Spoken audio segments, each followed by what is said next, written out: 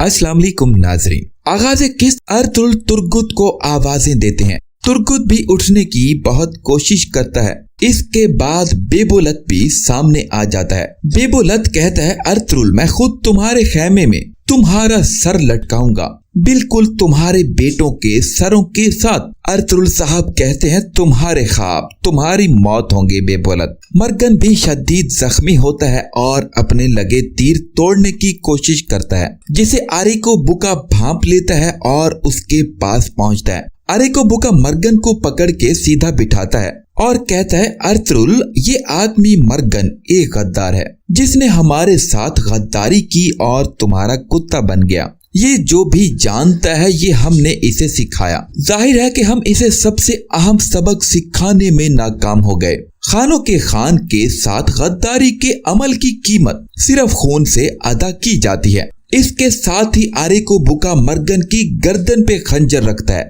Morgan भी कलमा शहादत पढ़ लेते हैं और खुशी खुशी मौत को गले लगा लेते हैं। मर्गन की मौत के साथ अर्तुल शदीद धाड़ते हैं। तुर्गुत भी आवाजें लगाते हैं, मर्गन मेरे भाई। ये बहुत दर्दनाक मंजर होता है। इसके बाद तुर्गुत साहब हिम्मत करके खड़े हो जाते हैं, लेकिन तुर्गुत को दोबारा घुड़सवार नीचे गिरा देता है। इसके बाद बेबुलत तुर्गुत की जानिब बढ़ता है। अर्तुल बेबुलत को रोकते हैं। तुर्गुत बेबुलत को कहता है कि गद्दार कुत्ते। बेबुलत अपनी तलवार तुर्गुत के पेट में पैवस्त कर देता है। बेबुलत कहता है, ये जख्म तुम्हें तकलीफ दे दे के मार देगा तुर्गुत। ये कह के वो इस तलवार को खींच लेता है। आरिको बुका मुसलसल मुस्कुरा रहा होता है। तुर्गुत भी जख्मों की ताब नहीं ला सकते और कलमा शहादत पढ़ लेते हैं। इसके बाद अर्तुल साहब तुर्गुत का नाम पुकारते हैं और शदीद दर्द में नजर आते हैं। अर्तुल साहब तन्हा रह जाते हैं। बेबुलत अर्तुल साहब के पास आता है और कहता है, पड़ गए ना मुसीबत में अर्तुल, और इतनी बड़ी मुसीबत में कि अपनी नस्ल खत्म कर डाली। ये सुन के अर्तुल साहब एक जोरदार किक बेबुलत को दे मारते हैं, जिससे बेबुलत दूर जा गिरता है। अर्तुल साहब किसी शेर की तरह धाड़ते हैं। इसके बाद बेबुलत खड़ा होके अर्तुल पर तलवार तान लेता है, जिसे आरिको बुका रोक देता है। इसके बाद आरिको बुका अपने एक निकाबपोश सिपाही की जानिब बढ़ता है और कहता है कि मैंने कहा नहीं था तुम्हें कि अर्तुल और तुरुमताई मुझे जिंदा चाहिए। इसके साथ ही आरिको बुका सिपाही की गर्दन काट देता है। आरिको बुका अर्तुल को कहता है कि तुमने हलाकू खान की ताकत को बहुत हल्का लिया अर्तुल। अलंचक को मार कर तुम समझे कि खुद को बचा लिया, हमारे दुश्मनों की मदद की, लेकिन बस यहीं तक। अर्तुल कहते हैं कि मैंने अपनी आखिरी बात नहीं कही आरिको बुका। आरिको बुका कहता है कि तुम मेरे लिए आखिरी बात कहोगे। इसके साथ ही वो अर्तुल साहब को तलवार की मदद से बेहोश कर देता है। बेबुलत कहता है कि अर्तुल साहब कभी भी मुंह नहीं खोलेगा, इसे यहीं कत्ल कर दो, वरना वो हमारे सरों पर सवार हो जाएगा। आरिको बुका कहता है कि तुमने कहा कि अर्तुल अकेला नहीं, मौत अर्तुल के लिए फतह की तरह होगी। इसके बाद वो सिपाहियों को कहता है कि अर्तुल को यहाँ से ले जाओ, हमें सिपाहियों के पहुँचने से पहले निकलना होगा। इसके बाद वो लोग अर्तुल को साथ ले जाते हैं। मंजर पलटता है और अलबिगाय खातून को दिखाया जाता है। उसके पास सिरमा आती है। सिरमा कहती है कि अलबिगाय तुम क्या कर रही हो? अलबिगाय कहती है कि बेबुलत की चीजें जमा कर रही हूँ, इसकी कोई भी चीज मैं खैमा में नहीं देखना चाहती। सिरमा कहती है कि आप तकलीफ मत करें बाजी, मैंने खवातीन से ये करने को कहा था, आप खुद को थका रही हैं। बाहर की बातें सुनी है आपने, माशाअल्लाह एक खातून कबीला की सरदार है, नए दिन रात आ गए हैं। अलबिगाय कहती है कि अभी करने के लिए बहुत काम है। सिरमा कहती है कि बिल्कुल सही कहा, खास तौर पर वो खैर का काम जिसकी तरफ अम्मा हाइमा इशारा करती हैं। अलबिगाय कहती है कि कौन सा काम कहा, किस चीज की बात कर रही हो सिरमा? सिरमा कहती है, कौन सी चीज होगी बाजी, बिल्कुल वही जो आपकी शादी से मुताल्लिक है। अलबिगाय कहती है कि इन खराब हालात में इस तरह का सोचना भी मुनासिब नहीं है सिरमा। सिरमा कहती है कि मुख्तलिफ बहानों से इस तरह के खैर के कामों में ताखीर बिल्कुल भी दुरुस्त नहीं बाजी। अलबिगाय कहती है कि गद्दार ही सही, लेकिन अभी तक बेबुलत की लाश नहीं मिल सकी। हमारी रिवायात में जनाजे वाले घर में खुशियों के शादियाने नहीं बजते। इसके बाद मंजर पलटता है और कुंदुगदू और सिपाही शहीद होने वाले सिपाहियों की जगह पहुंचते हैं। बमसी मर्गन की जानिब बढ़ता है। सब लोग सिपाहियों को देखते हैं और आवाजें लगाते हैं। कुंदूज अपने वालिद को पुकारता है। कुंदुगदू दुमरुल को देखते हैं जो कि शहीद हो चुका होता है। इसके बाद बमसी दुमरुल की जानिब बढ़ता है। कुंदूज मुसलसल अपने वालिद को पुकार रहा होता है। बमसी दुमरुल की पेशानी पे बोसा देता है। इधर कुंदूज देखता है कि उसके वालिद के हथियार पड़े हैं। कुंदूज कुंदुगदू को कहता है कि ये वालिद साहब के हथियार हैं। कुंदुगदू कहते हैं कि हम उन्हें ढूंढ लेंगे, चलो सिपाहियों उनको हर जगह तलाश करो। बमसी कहता है कि अर्तुल साहब कहाँ हैं, तुर्गुत साहब कहाँ हैं। इसी दौरान बमसी की तुर्गुत पर नजर पड़ती है। बमसी तेजी से तुर्गुत की जानिब बढ़ता है और उसे मुर्दा देख के सर पकड़ लेता है। तमाम सिपाही तुर्गुत को इस हालत में देख के शदीद अफसुर्दा होते हैं और वो समझते हैं कि ये शहीद हो गए। इसी दौरान बमसी हाँफते कांपते हुए तुर्गुत की नब्ज चेक करता है और कहता है कि तुर्गुत अभी जिंदा है। कुंदुगदू कहते हैं कि माशाअल्लाह मेरे बहादुर, आंखें खोलो। तुर्गुत बमसी की जानिब भी देखते हैं। कुंदुगदू कहते हैं कि बोलो ये किसने किया।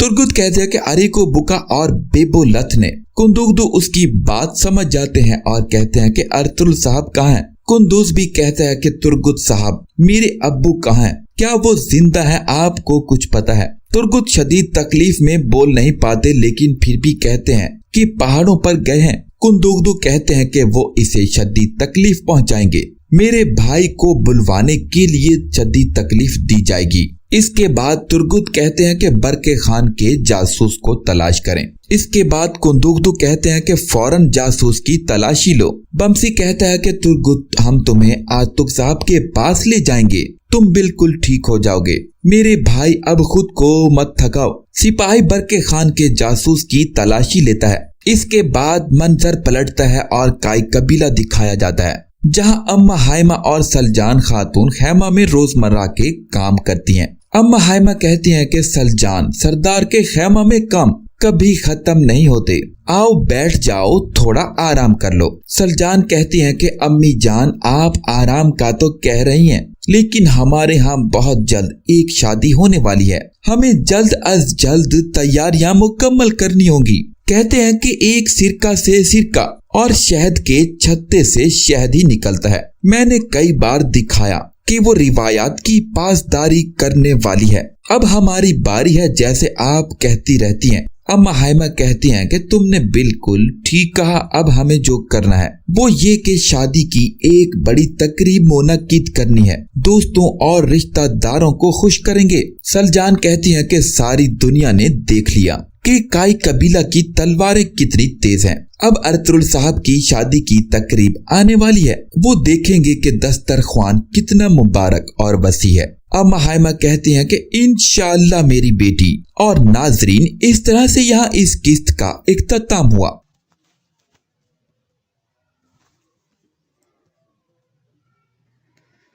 सारे घर की तरह इन दोनों के दरमियान भी वही खामोशी थी जिसने घर का माहौल दरहम बरहम कर दिया था। उसे कमरे तक घसीट कर लाकर असद लड़ता रहा था लेकिन फिर उसकी हिम्मत जवाब दी गई। वो चुप हो गया। उसकी बहन इतनी पागल हो जाएगी उसे अंदाजा नहीं था। वो डोरस से उसकी तरफ से मदद करके आया था और अब शर्मिंदगी की वजह से कमरे से बाहर ही नहीं निकल रहा था। तुमने ऐसा क्यों किया? असद को कमरे से बाहर भेजकर उन्होंने उसे पूछा। मुझे ऐसा ही करना चाहिए था। अपनी चहेती बेटी को दिलासा देने के बाद वो उसके पास आए हैं। मनाल ने जल कर सोचा। तुम मुझे पसंद नहीं करती, मुझे अंदाजा था, लेकिन इतना पसंद करती हो जानकर दुख हुआ। मेरा कसूर है लेकिन मुझे वक्त दो कि मैं तलाफी कर सकूं। कसूर तो अम्मा का था जिन्होंने आपसे शादी की। मनाल मुझे माफ नहीं कर सकती तो कम से कम खुद को तकलीफ देना बंद कर दो। मैं कोशिश कर रहा हूँ तुम्हें खुश रखूं, तुम्हें हर चीज़ दे सकूं। फिर आपने मुझे वो रूम क्यों नहीं दिया? वो रूम से उसका है, अगर वो उसके लिए हो सकता है तो मेरे लिए भी हो सकता है। वो इतने सालों से वहाँ रही है, अब मेरी बारी है। उसे संजीदगी से जताया। मैं तुम्हें हर चीज़ दूंगा जो तुम कहोगी, लेकिन तुम डोरस को तकलीफ ना दो। मैंने सूर्या को कभी बीवी तस्लीम नहीं किया।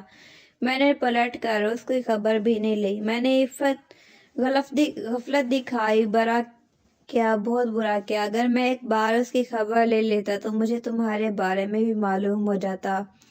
میں اپنی ہر غلطی تسلیم کر چکا ہوں منال، مجھے ہر طرح سے سزا دو، لیکن ڈورس سے کچھ نہ کہو کرو۔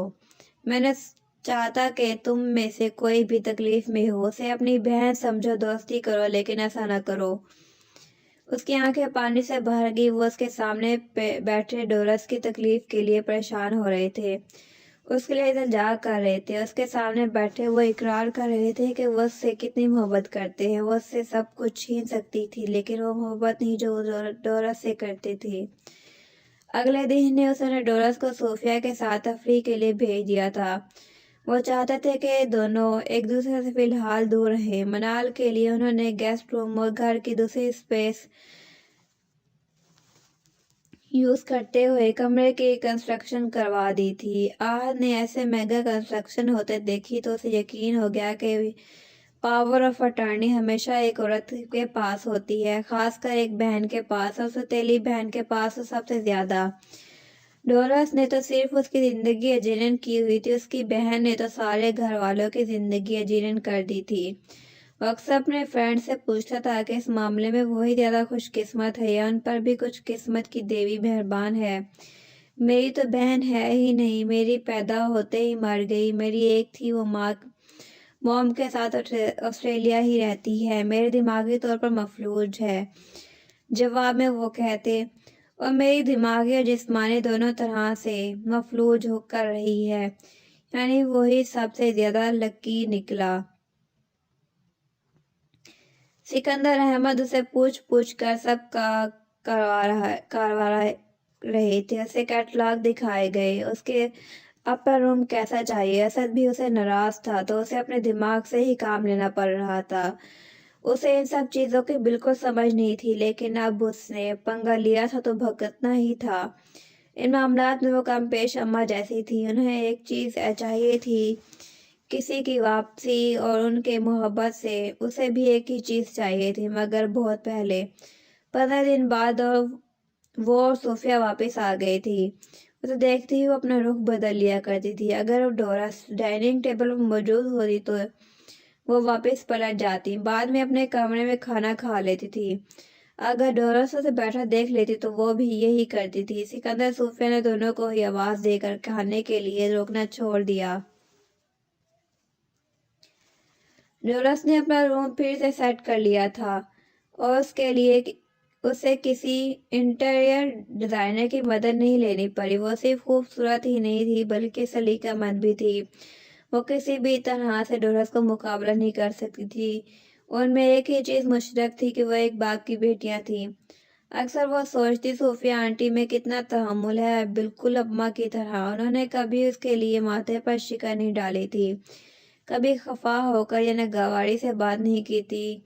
آہد کو اسد کو ڈانٹ دیتی تھی، مگر اس کے ساتھ ہمیشہ نرمی سے پیش آتی تھی۔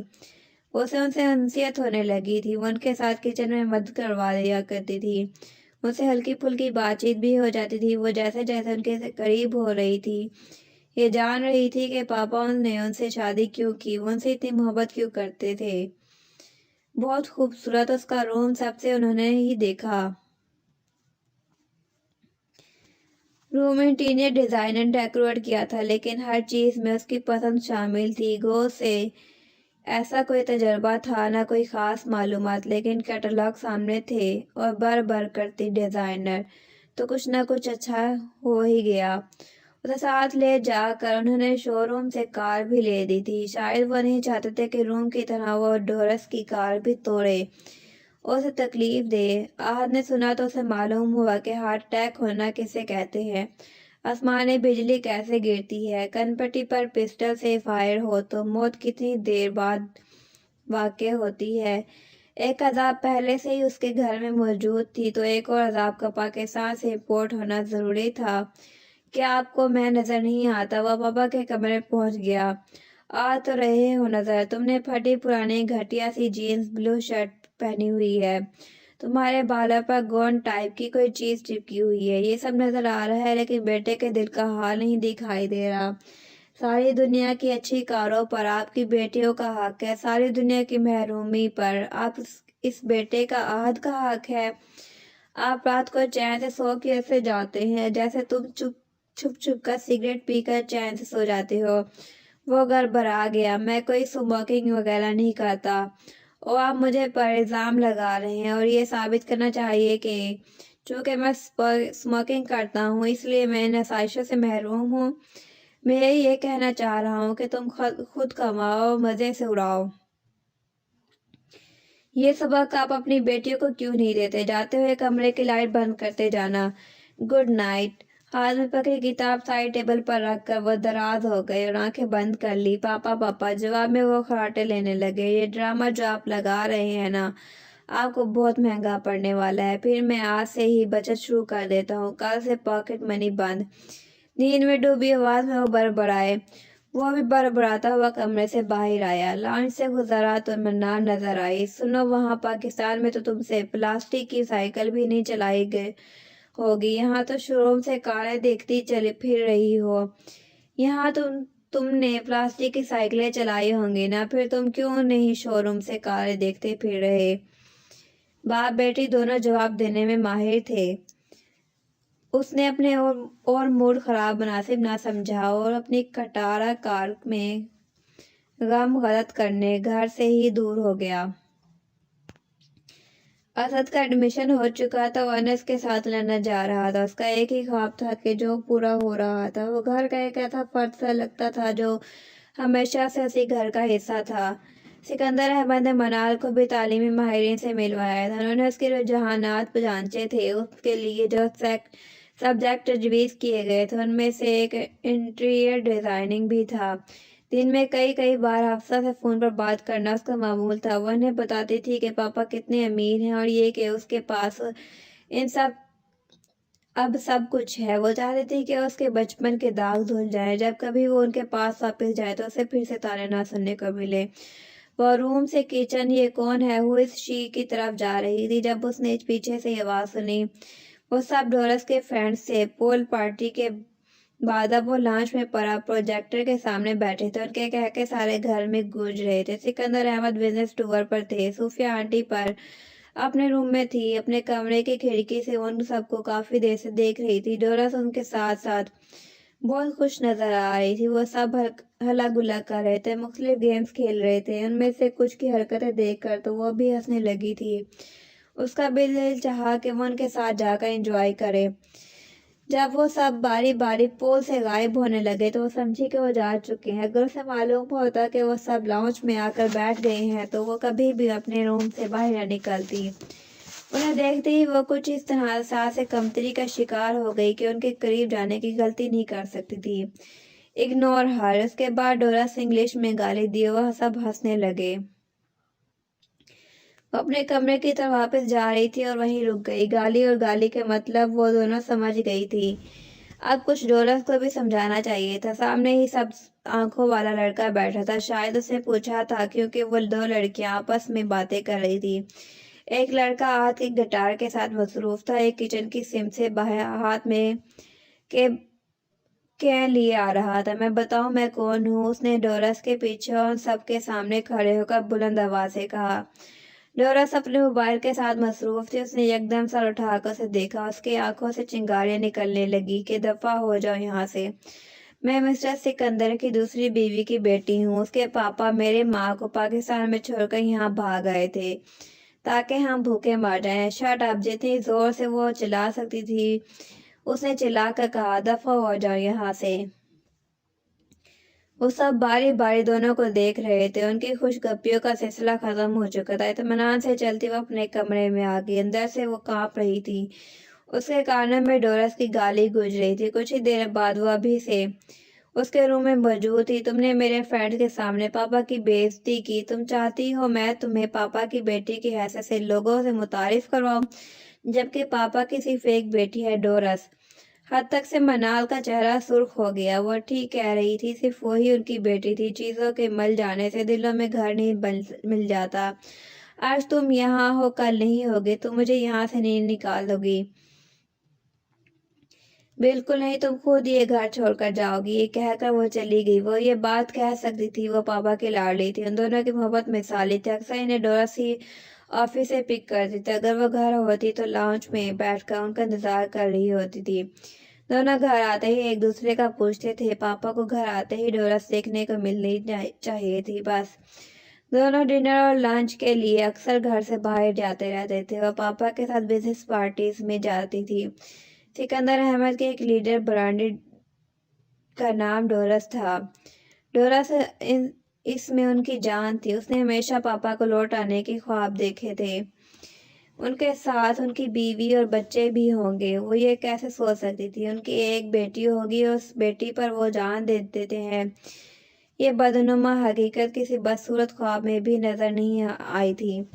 लेकिन ये सच था कि वो इस दुनिया में किसी और के नाज नखरे उठाने में मसरूफ थे और वो उसके लिए रोने में. कैसा लगता है जब एक ही रिश्ते के साथ दो लोग दो मुख्तलिफ जिंदगी गुजारने. माजी अजाब लगता है. यूनिवर्सिटी के पहले दिन सबसे पहले तक वो ड्राइविंग सीख चुकी थी. लेकिन मसला ये था कि कार तो आ गई थी, इसमें एतमाद नहीं आया था. उसका बाप अमीर था, वो भी अमीर हो गई थी, लेकिन दिल से अभी भी वो गरीब थी. बेचारी सी लड़की थी जो लंडे से स्वेटर सेल से जूते लेकर पहनती थी, जो 1000-1500 लेकर ईद की शॉपिंग के लिए जाती थी और सारे बाजार में सस्ती चीजें ढूंढती सुबह से शाम कर देती थी. वही लड़की थी जिसके बैग में से कभी 50-60 रुपए और 3-4 सिक्कों से ज्यादा कुछ नहीं निकला. जिसे 7वीं क्लास में 10 रुपए हफ्ते की कमेटी डाली थी ताकि साल खत्म होने पर जब कमेटी उसके हाथ में आए तो वह 8वीं क्लास में वो बैग ले सके जो उसके क्लास फेलो जोहा के पास थी. फिर उसके घर में आकर वो तनहा हो गई थी. वहाँ मामू का घर भरा पड़ा था. 10-15 दिन में खाला और उनके बच्चे आ जाते थे. हफ्सा और वो सुबह शाम एक दूसरे के साथ होती थी. मेलाद में जाना, इतवार बाजार से हफ्ते भर की सब्जी वगैरह लाना, मोहल्ले की सहेलियों के घर आना जाना, और नहीं तो इन्हें अहमद की बाइक पर बैठकर चाट खाने चले जाना. उसके पास एक असद था और वो भी लंदन चला गया था. वो रोज मामू वगैरह से बात करती थी लेकिन फिर भी तन्हाई से घेरे रखती थी. वो पापा से लड़ती, डोरस का जीना हराम किए रखती तो उसकी दासी और बढ़ जाती थी. वो जानती थी कि वो ठीक नहीं कर रही. उसे सास का था कि वो इस तरह वो नहीं इन्हें नहीं खुद को तकलीफ दे रही है, लेकिन जिंदगी उसे इतनी मुंतशिर सी मिली थी कि वो चाह कर भी इकट्ठी नहीं कर सकी. उसके दिल में इतने जख्म थे कि उन जख्मों का बदला वो हर इंसान से लेने की लगी जो उसके सामने आने लगा. सिकंदर ने आहत को डांट कर फिर उस घर में आकर वो तन्हा हो गई थी.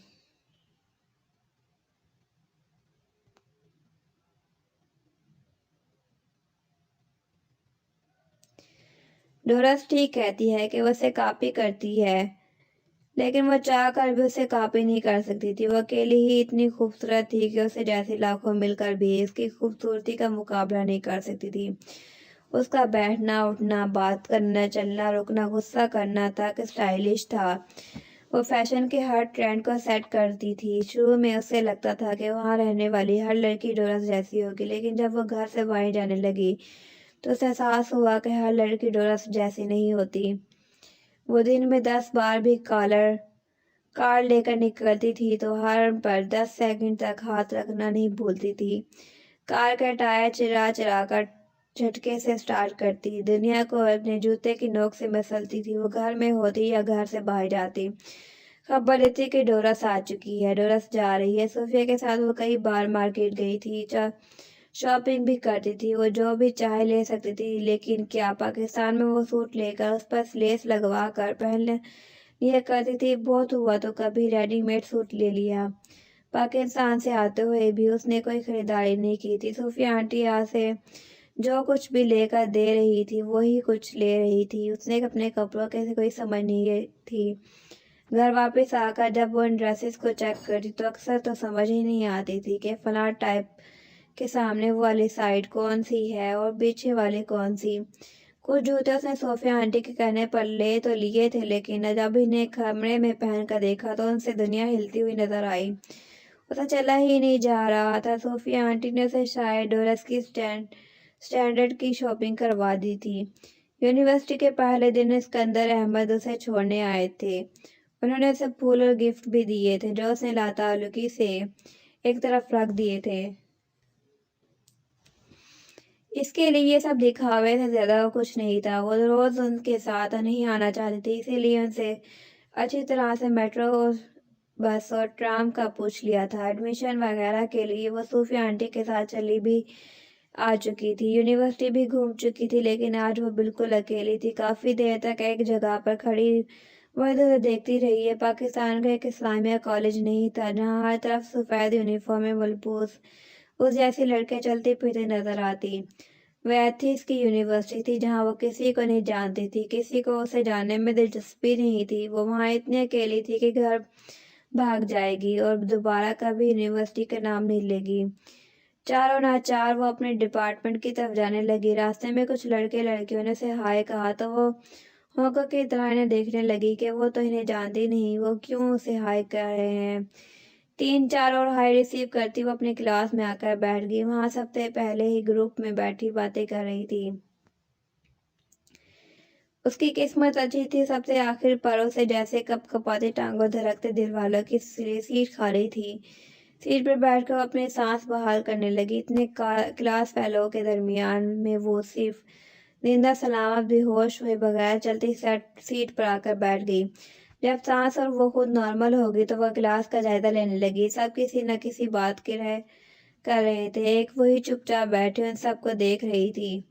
अगर वह लड़की से अपना मुआवजा करने में मसरूफ न होती तो अपनी क्लास जरूरत से ज्यादा एंजॉय कर लेती। वो सब लोग को नोट करने, उनका जायजा लेने में हद से ज्यादा मसरूफ थी। उसके साथ बैठे एक लड़के ने उससे बात करने की कोशिश की तो वह घबरा गई। पाकिस्तान में कोई भी लड़का ऐसे भी मुखातिब करके बात नहीं करने लगता। स्कूल से कॉलेज तक वो लड़कियों के साथ ही पढ़ी थी। उसे बॉयज क्लास फेलोज की आदत नहीं थी। तुम कहाँ से हो पूछ रहा था। पाकिस्तान से आ रही हो कि वो उसकी शक्ल देखने लगी कि उसने क्यों पूछा। शान का वो खामोश हो गया। वो नजरें चुरा कर रह गई। एतमाद को सिफर ही रहा था। बात करने के बाद सलीका भी कमजोर पता जा रहा था। सारी क्लासेस लेने के बाद उसूब की निस्बत अच्छा फील करने लगी थी। उसकी 2 लड़कियां हल्की फुल्की दोस्ती भी हो चुकी थी। बस स्टॉप तक आते हुए उसने रास्ते में आने वाली फूड शॉप पर रुककर अपने लिए आइसक्रीम ली और खाने लगी। दिन रोशन और निखरा नखरा था। उसे घर जाने की कोई जल्दी नहीं थी। ये उसी की जिंदगी बेहतरीन दिन था। उसमें कुछ भी नहीं था लेकिन बहुत कुछ था। उसके जहन से डोरस, सिकंदर अहमद, हत्ता के पाकिस्तान भी महू हो चुका था। रुक रुक कर उसने कुछ सेल्फियां ली और हफ्सा को सेंड की। फिर बस के बजाय वो ट्राम में बैठ गई। कहाँ हो बेटा? आ रही हूँ आंटी। उसे उनका फिक्र करना अच्छा लगा। मुझे डर था कि तुम खो ना जाओ। तुम घबरा भी जल्दी जाती हो ना। वह घबराए घर आई तो उन्होंने फिक्रमंदी से कहा। वो हंसने लगी। आज नहीं खोई तो कल खो जाऊंगी। खो जाना तो आसानी से वापस मिल भी जाना। उसके गाल थपकर उन्होंने मोहब्बत से कहा। सोफी आंटी अच्छी लगती थी। किचन के साथ साथ वो लॉन को भी देखभाल में उनकी मदद करवाया करती थी। उनके घर के सब्जे पर हर 1000 किस्मों के फूल पौधे खिले थे जिनके नाम क्या शक्लों तक से वाकिफ नहीं थी। वो तो गुलाब वगैरह को ही जानती थी, इसीलिए उसने उसी का पौधा लाकर वहां लगा दिया था। उसे सिर्फ गुलाब अच्छा लगता था। उसे लगाने के लिए थोड़ी ज्यादा मेहनत करनी पड़ी, लेकिन वो जैसे तैसे फलने फूलने लगा था। जिस दिन उससे पर पहला फूल आया उस दिन उसे मालूम हुआ कि बाग की मालिक की जान उसके जिस्म की वजह से लगाए पौधों में क्यों होती है। छोटा सा महकता फूल उसे बड़ी कामयाबी की तरह लग रहा था। जिसे तोड़े बगैर वो सब्जे पर बैठी फूल पर झुकी उसकी खुशबू सूंघ रही थी कि एक हाथ आगे बढ़ा, बेदर्दी से उसे तोड़कर फेंक दिया। ये डोरस थी। उसने फूल पर ही बस नहीं किया था, छोटा सा पौधा भी जड़ से उखाड़ कर फेंक दिया था। अब इंजॉय करो। पैंट की जेबों में हाथ देकर उसने आंखों से फूल की तरफ इशारा किया। तुम्हें मालूम है ना तुम क्या क्या? उसने गुस्से से पूछा। बिल्कुल, तुम्हें अपने ये फजूल शौक कहीं और जाकर पूरे करने चाहिए। तुम्हें लगता है कि ऐसे तुम मुझे तकलीफ पहुंचा सकती हो? सजाया हंसने जब कोई दिल उसका चाह रहा था कि वजनी गमला उठाकर उसके सर पर दे मारे। मैं दूं तो इतनी मामूली तकलीफें नहीं देती, कहकर वो चली गई। ویکینڈ پر ڈورس مراکش چلی گئی تھی۔ 3-4 دن بعد اسے لوٹ آنا تھا۔ اس کی کلاسز شروع ہو چکی تھی، پھر بھی سکندر احمد نے اسے بھی پوچھا کہ وہ کہیں جانا چاہتی ہے تو اس نے انکار کر دیا۔ ایک تو اس کی فرینڈز نہیں تھی، دوسرا اسے معلوم ہی نہیں تھا کہ اگر اسے جانا ہے تو کہاں جانا ہے۔ انہوں نے اسے صوفیہ کے ساتھ بھیجنے کی بات بھی کی لیکن وہ نہیں مانی۔ اس کے اور سکندر احمد کے درمیان معاملات ابھی بھی پہلے دن جیسے ہی تھے۔ فاصلہ وہیں کا وہیں تھا جہاں سے شروع ہوا تھا۔ وہ تو اس کے پاس آتے حال چال پوچھتے لیکن وہ ان کے پاس کبھی نہیں جاتی تھی۔ وہ انہیں دیکھ لیتی تھی تو اپنا رخ بدل لیتی تھی، جہاں وہ بیٹھتے ہوتے تھے اس سے وہاں سے چلی جاتی۔ یونیورسٹی کے پہلے دن کے بعد وہ اس کے پاس آئے، اس کی کلاسز کے احوال جاننے کے چاہا تو اس نے چند جملے کہہ کر اپنا منہ بند کر لیا۔ اس کے رویے کی سرد مہری ان پر بہت اچھی طرح واضح تھی۔ وہ جانتے تھے کہ ان کا رشتہ کسی معاہدے کی طرح چل رہا ہے، اس میں گرم جوشی نہیں ہے۔ وہ منال سے محبت کرتے ہیں۔ انہیں احساس تھا کہ منال اپنی جگہ پر صحیح ہے، لیکن وہ یہ بھی جانتے تھے کہ وہ بھی بہت زیادہ غلط نہیں ہے۔ وہ منال کو وقت دے رہے تھے۔ وہ جانتے تھے کہ ایک وقت ایسا ضرور آئے گا کہ منال بھی ڈورس کی طرح ان کے بہت قریب آ جائے گی۔ ماں یا باپ بیٹے دونوں سے زیادہ وقت تک دور نہیں رہ سکتی۔ اسد اور انس تو پہلے ہی گھر سے دور تھے۔ اب جب ڈورس بھی چلی گئی تو اسے احساس ہوا کہ گھر میں رہنے والے لوگوں سے ہم کتنا ہی لاتعلق کیوں نہ ہوں، وہ بہرحال ہماری زندگی کا حصہ ہوتے ہیں۔ احد ویسے ہی زیادہ وقت گھر سے غائب رہتا تھا، لیکن جو سناٹا ڈورس کے جانے سے ہوا وہ ان 3 لوگوں کی غیر موجودگی سے بھی نہیں ہوا تھا۔ میں سوچ رہا ہوں اپنا بھی کام کر آؤں، وہ ڈورس کی واپسی تک آ جاؤں گا۔ اس طرح تو گھر میں دل ہی نہیں لگتا۔ وہ اپنے لیے کچن میں چائے بنا رہی تھی جب اس نے انہیں کہتے ہوئے سنا۔ ڈورس کے جانے کے بعد ان کے معاملات بھی بدل جاتے تھے۔ جاگنگ، چیس، بیڈمنٹن، سائیکلنگ سب بند ہو جاتا۔ کھانا کھا کر وہ جلدی سو جاتے تھے۔ سکندر احمد کی باتیں سن کر وہ نہ چاہتے ہوئے بھی دکھی ہو گئی۔ اگر وہ اور ڈورس ایک ساتھ پلی بڑھی ہوتی تو وہ ایسا محسوس نہ کرتی۔ سکندر احمد ڈورس کو بری طرح سے مس کر رہے تھے، بلکہ بات بات پر یاد کرتے رہتے تھے، اور وہ بھی بات بات پر یہ محسوس کرتی تھی کہ وہ اور ڈورس کبھی برابر نہیں ہو سکیں گے۔ وہ بھی چلی گئی تو وہ دونوں ہی گھر میں اکیلے رہ گئی۔ وہ صوفی آنٹی کے اور قریب آ گئی۔ دونوں فارغ وقت میں خوب گپیں لگاتی۔ ڈورس سے ملنے کوئی آیا ہے، وہ چاہتے ہیں کہ گھر سے کسی بھی فرد سے انہیں ملوا دیا جائے۔ وہ یونیورسٹی سے آئی تو میڈ نے ان سے آ کر کہا، آنٹی کہاں ہیں؟ وہ کہہ رہی تھی کہ آفس کے بعد مارکیٹ جائیں گے۔ ان سے کہہ دو کہ گھر میں کوئی نہیں ہے، وہ 2 گھنٹے سے ویٹ کر رہے ہیں، کہہ رہے ہیں ملنا بہت ضروری ہے، کرنے دو پھر ویٹ۔ اپنے کمرے کی طرف جاتے جاتے وہ واپس ڈرائنگ روم کی طرف پلٹ گئی۔ ہائے! وہ اسے دیکھتے ہی کھڑا ہو گیا۔ جلد میں اس نے اپنا تعارف کروایا۔ ڈورس کو پوچھنے لگا، کافی دنوں سے وہ ان سے رابطے کرنے کی کوشش کر رہا ہوں لیکن ہو نہیں رہا، کیوں؟ کہاں ہے وہ؟ وہ جلدی بولنے لگا، وہ مر چکی ہے، اس نے اطمینان سے جواب دیا۔ حیرت سے اس کا منہ کھل گیا۔ واٹ؟ یس، ہم سب کے لیے وہ مر چکی ہے، پاپا نے اسے گھر سے نکال دیا۔ پھر وہ کافی دیر تک کیری کے پاس بیٹھی، اس ڈورس کے مرنے اور گھر سے نکالے جانے کی تفصیل سناتی رہی۔ ایک دن وہ یونیورسٹی واپس گھر کی طرف آ رہی تھی کہ راستے میں احد ملا۔ وہ 20-22 لڑکوں کے ساتھ ایک ریسٹورنٹ کے باہر کھڑا تھا۔ وہ تو اسے پہچانے بغیر اس کے قریب سے گزر رہی تھی لیکن اس نے اسے روک لیا۔ مس منال، آپ کے پاس کچھ ایکسٹرا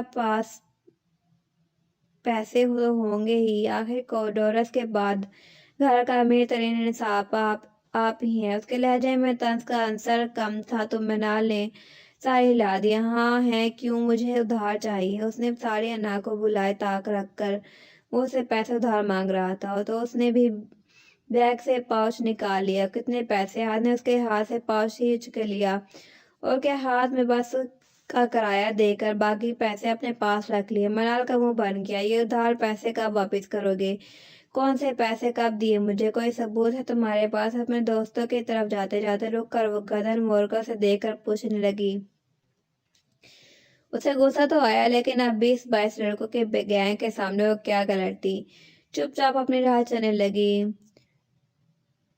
اسے اپنے پیچھے سے کسی لڑکی کی آواز سنائی دی، فرسٹ لیڈی آف آل ویمپائرز، سب چڑیلوں کی سردار۔ کہکو کا زبان اسے اپنے پیچھے سنائی دیا۔ پہلے تو غصے سے بل کھاتی رہی، پھر بس میں بیٹھے تک خود بھی ہنسنے لگی۔ اس نے گھر میں ڈورس اور احد کی لڑائیاں بھی دیکھی تھی۔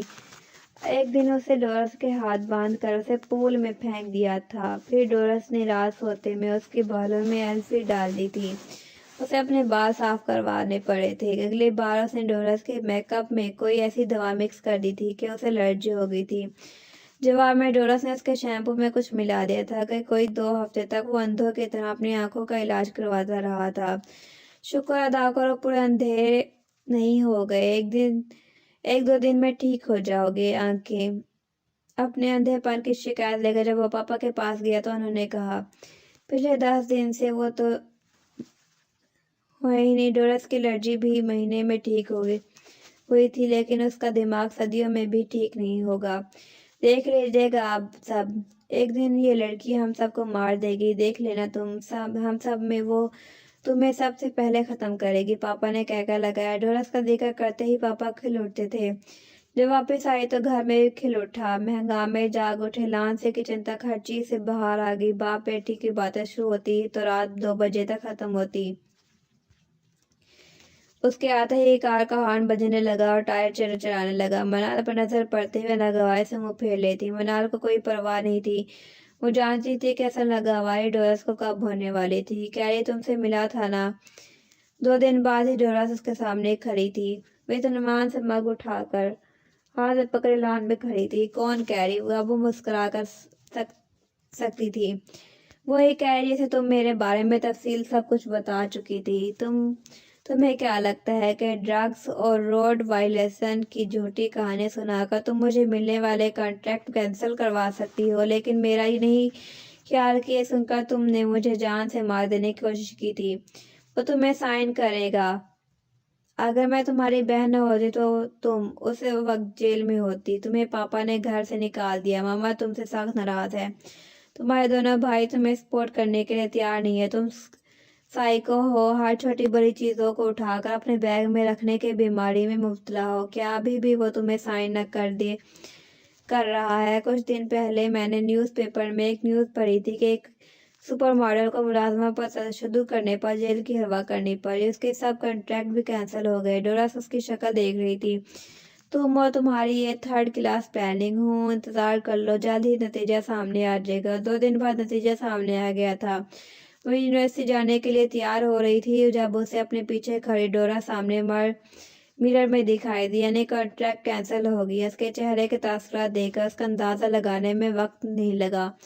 ہاں، اس نے اسپارٹ انداز سے کہا۔ وہ مسکرا دی اور چلتی ہوئی اس کے پاس آئی۔ تم نے کہا تھا کہ تم مجھے یہاں سے نکال باہر کرو گی، فی الحال تو میں نے تمہیں کنٹریکٹ سے نکال کر باہر کیا ہے۔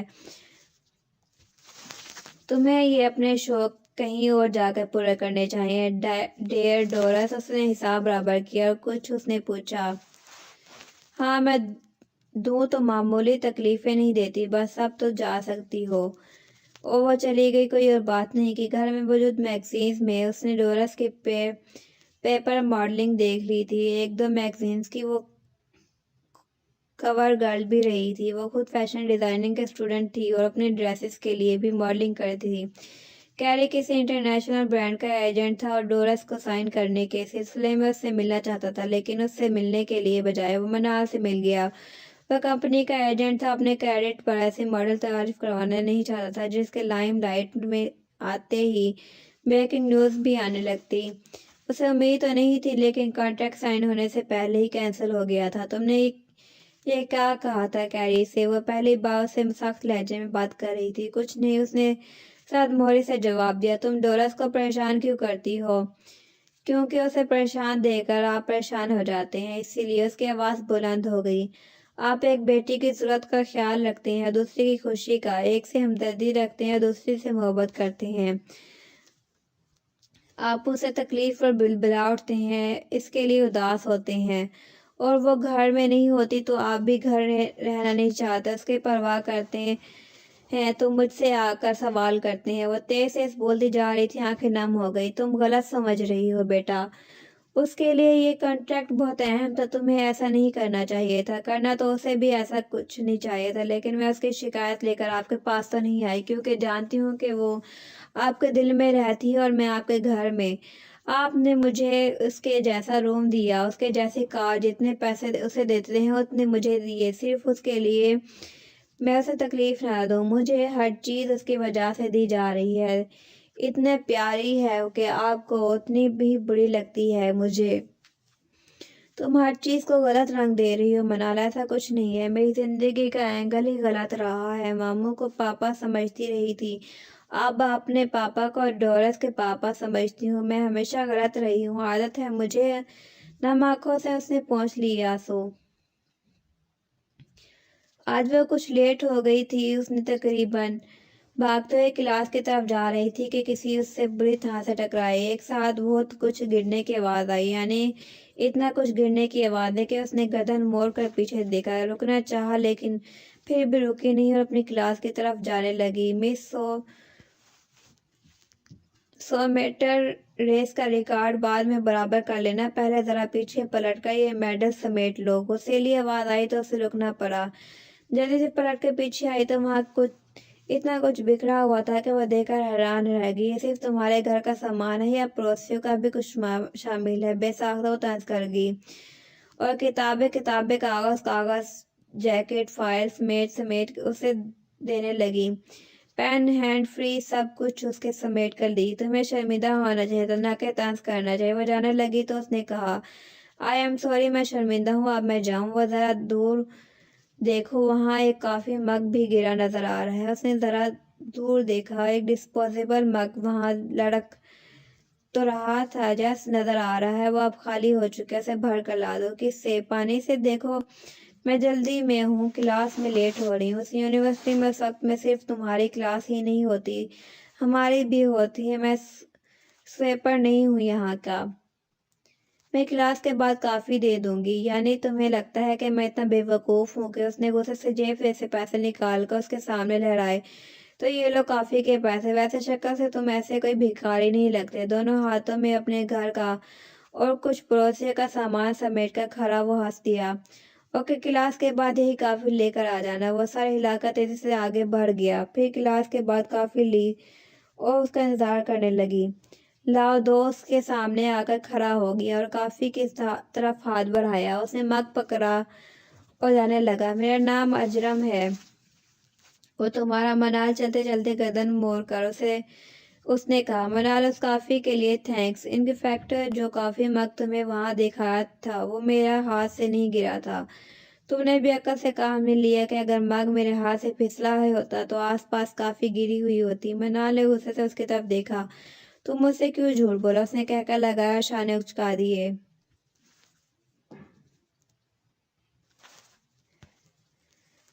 منال کی جان جل کر رہ گئی، کیا ہوا؟ تم اتنی سہم کیوں گئی ہو؟ کیا گم ہو گئی ہو یا ہونے کا ارادہ ہے؟ ایسے سہمی ہوئی مجھے دیکھے جا رہی ہو جیسے میں توپ کا کوئی گولا ہوں۔ اپنی مسکراہٹ چھپانے کی کوشش بھی نہیں کر رہا تھا۔ منال کو یہ رنج کھائے جا رہا تھا کہ وہ ہر بار کتنی آسانی سے بدھو بن جاتی ہے۔ اوہ ہے پاگل بدھو، تمہیں کیا لگتا ہے کون ہوں میں؟ بے وقوف انسانوں جیسے ہی تو لگ تو رہی ہوں، اچھا لگ رہی ہوں ہو نہیں؟ غصے میں اس کا سر کچھ زیادہ ہی ہلانے لگا۔ وہ تم خود فیصلہ کر لو نا، وہ لاہی کافی کو آواز کے ساتھ پیٹوں سے پوچھ رہا تھا۔ مجھے بے وقوف کیوں بنایا؟ گول سر کی گول آنکھوں کی گولیاں بھی غصے سے گھومنے لگی۔ بنے بنائے کو کیا بنانا؟ وہ سنجیدہ تھا، ہائے اللہ وہ سنجیدہ تھا، کچھ غصے سے کچھ بے بسی سے وہ بل کھا کر رہ گئی۔ کپڑے تو اچھے پہنے ہیں، کافی کے پیسے نہیں تھے تو اتنا ڈرامہ کرنے کی ضرورت نہیں تھی۔ اپنی بے وقوفی کو اسے غربت میں بدل کر اسے دھتکارنا چاہا۔ میں نے تو ڈرامہ کیا ہے، تم تو فلم چلا رہی ہو، کپڑے بھی اچھے ہیں اور شکل بھی، تم نے فلموں والے کام کیوں نہیں کرتی؟ ویسے مجھے ایسا کیوں لگ رہا ہے کہ میری کافی مل والے مذاق نے تمہیں دیوالیہ کر دی ہے؟ میں دیوالیہ کر دینے والوں میں سے ہوں۔ بائی دی وے، تم اگر سیدھے منہ سے کہہ دیتے کہ تم صبح کے بھوکے ہو تو کافی کے ساتھ اور بھی کچھ کھلا سکتی تھی۔ تھینکس گاڈ مجھے بھی کوئی ریچ کڈ ملا، یعنی تم کافی امیر ہو کچھ، پھر مجھے ایک آئس کریم کھلا دو، بہت دل کر رہا ہے یارو، بھوک بھی تو لگی ہے۔ وہ اس کی شکل کی طرف دیکھنے لگی کہ اس کے دماغی توازن یہاں کھڑے کھڑے خراب ہوا ہے یا پہلے سے ہی اپ گریڈ ہو چکا تھا۔ خود